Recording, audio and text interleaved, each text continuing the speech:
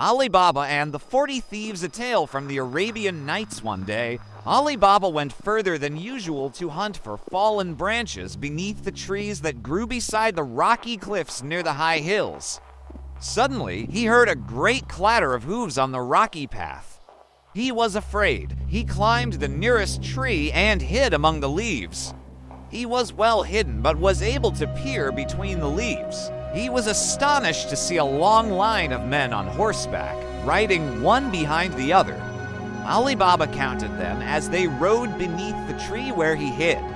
1, 2, 3, 4, and many, many more until he had counted 40. Finally, the 40 riders reached a cliff face.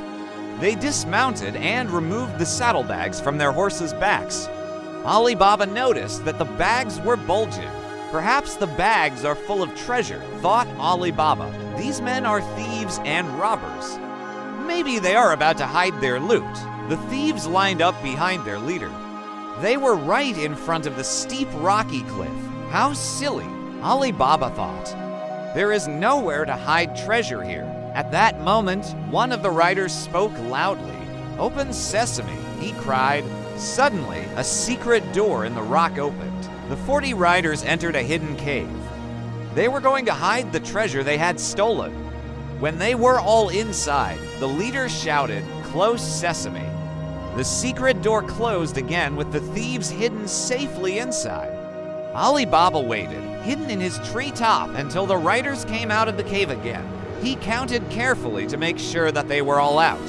1, 2, 3, 4, and many, many, many more until he reached 39. Last of all came the leader. When he stood outside the cave, he again said, "Close sesame." The secret rock door closed. Ali Baba peered through the leaves. He was amazed to see how perfectly the door fitted into the rock. The thieves put the empty saddle bags over their horses. Then they set off, one by one. Ali Baba counted to make sure that they had all gone. 1, 2, 3, 4, and many, many, many more until he reached 40. Then he listened until he could no longer hear any hooves clattering. He was safe. Ali Baba climbed down the tree and walked up to the rocky cliff. He was curious to discover if the magic door would open for him if he said the special word. Would he be brave enough to try? Ali Baba stood there. He looked at the rocky cliff. He thought about all the treasure in the cave, and he thought about the 40 thieves. He couldn't hear anything at all. At last, he decided, "I must be safe now. So I shall be brave and say the magic words out loud." Then Ali Baba went close to the rocky cliff. "Open sesame," he said. The door opened. Ali Baba could see steps leading down. Little lamps of burning oil lit the stairway. He was just about to descend the steps when he remembered. The leader of the thieves had spoken 2 words to close the magic door. Ali Baba decided that he should shut the magic door too. It would not be a good idea for anyone else to see the entrance to the cave of treasure. "Close sesame," he cried, and the magic door slid shut. After that, Ali Baba crept down the stone steps until he reached the treasure cave. He gazed all around in amazement. There were thousands of sparkling jewels in great heaps, diamonds, rubies, emeralds, and every other sort of precious gem. Then there was gold. Ali Baba's eyes grew wide in wonder when he saw the vast piles of gold coins. However, Ali Baba was not greedy. He didn't want the diamonds, or the rubies, or the emeralds. Although Ali Baba was a poor man, he had no desire to take all the gold coins. He wanted just one little gold coin. It would be enough to buy food for himself and his family. So Ali Baba took one small coin and ran back up the stone steps. At the top, he took a deep breath. "Open sesame," he gasped. Immediately, the magic door opened. With a sigh of relief, Ali Baba hurried outside. Then he turned and called out the magic words. "Close sesame." The door slid shut. Ali Baba was safe. However, there was something Ali Baba did not know. His brother, Qasim, had also come to find firewood. Qasim had seen Ali Baba come out of the cave and speak some magic words. He had seen the magic rock door close. "Oh, Ali Baba, my brother, what is this magic that I have just seen?" Ali Baba told his brother everything. He warned Qasim that the 40 thieves might return any minute, so they both gathered up armfuls of firewood and they hurried home, each to their own house. Ali Baba was pleased to have his one small gold coin. His wife was also pleased to have one small gold coin. However, in the house next door, Qasim was not pleased. He was greedy. Qasim told his wife all about his younger brother's adventure. His wife was not pleased. She was just as greedy as her husband. "Qasim," she said, "go back to the rocky cliffs and say the magic words. Go down into the cave and fetch me some jewels and gold coins. I want lots of large gold coins." She gave him a large bag to carry all the treasure. Qasim did as his wife had said. He took the bag and ran back to the rocks. In front of the cliff, he said the magic words, "Open Sesame." When the secret door opened, Qasim hurried inside. He spoke the magic words to close the door. "Close Sesame." The little oil lamps were still alight. Qasim was able to see the stairway that led down to the treasure cave. He ran down the stone steps as fast as he could. When Qasim saw all the sparkling jewels and glistening gold, his eyes lit up with greed. He began stuffing gems and coins into his bag. It was soon filled to the brim. There was no room for any more treasure.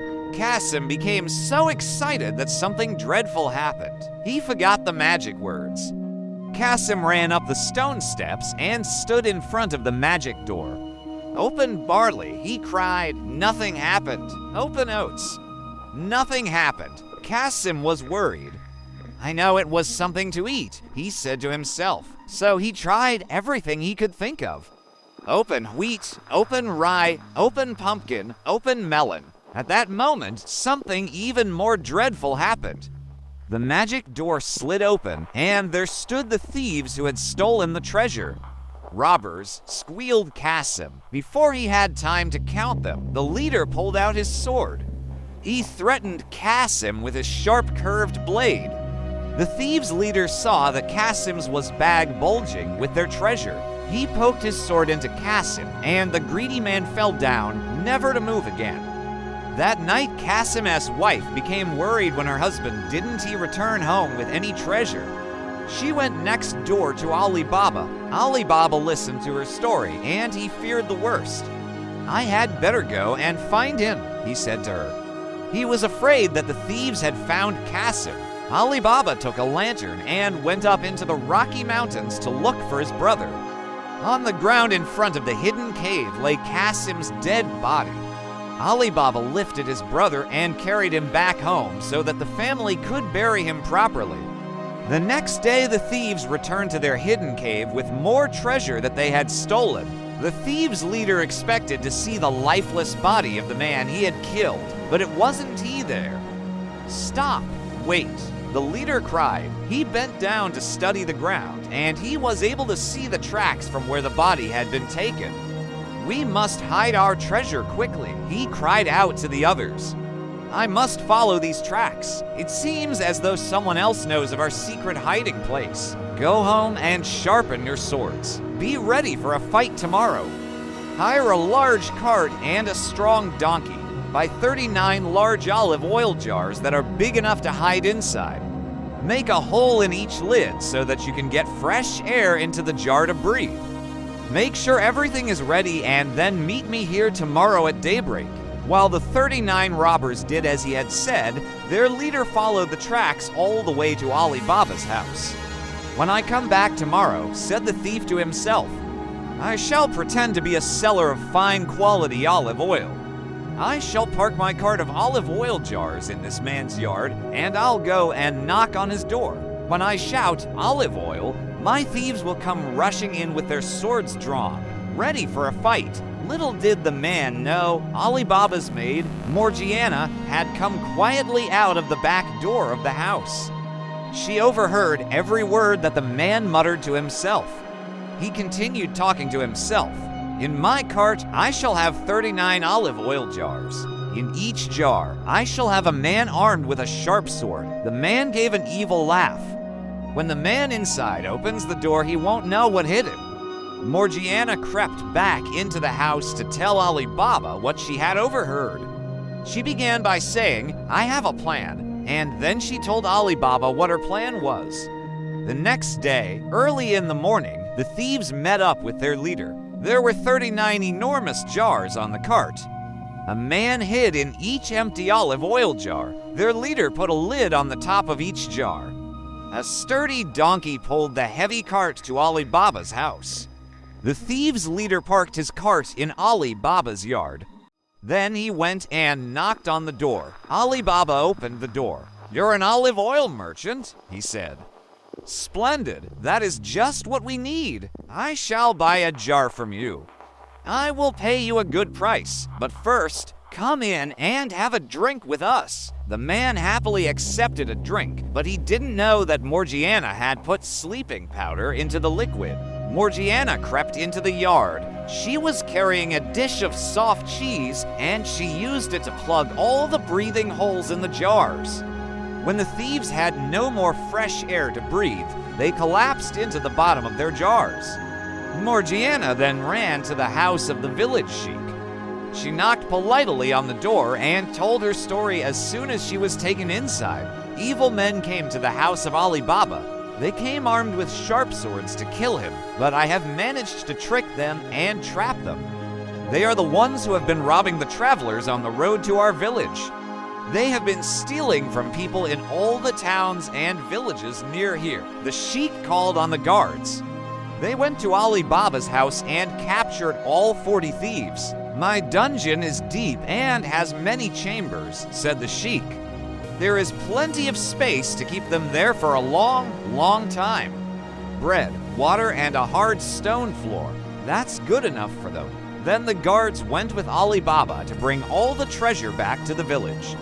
The sheik tried to return all the jewels and all the money to their rightful owners. In the end, there was still some treasure left over. So the sheik shared what remained with Ali Baba and Morgiana. Ali Baba's son fell in love with Morgiana. She eventually married him, and so this story had a happy ending for Ali Baba and his family.